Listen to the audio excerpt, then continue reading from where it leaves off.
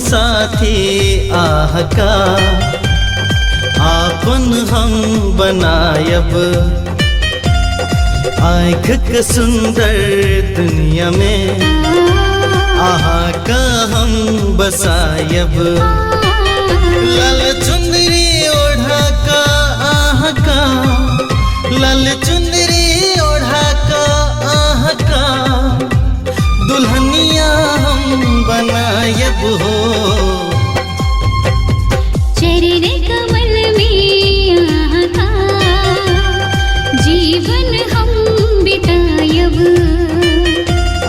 सीत में सिनुर आह का नामक हम सजायब। जियब मारब आब आहे संग, जियब मारब आब आहे संग।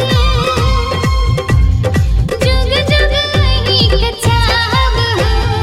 जीवन साथी आह का आपन हम बनायब।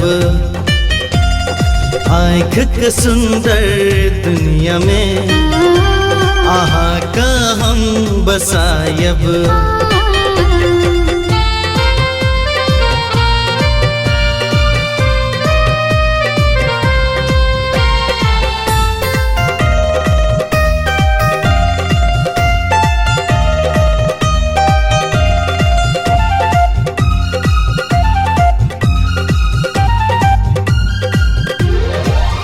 निस आँख पर से कजरा लुभाव यही मन, लुभाव यही मन।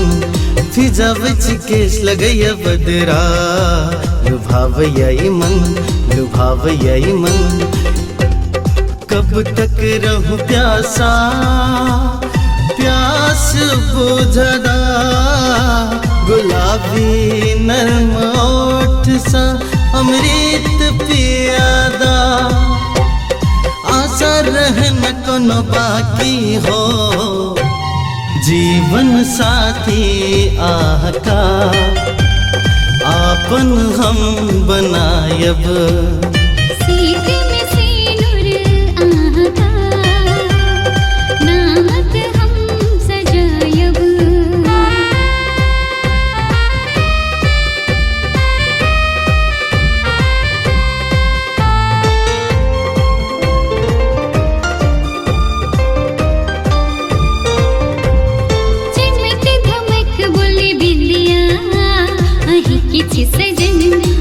किछि सजन खिल लियो बन हसन चेहरा।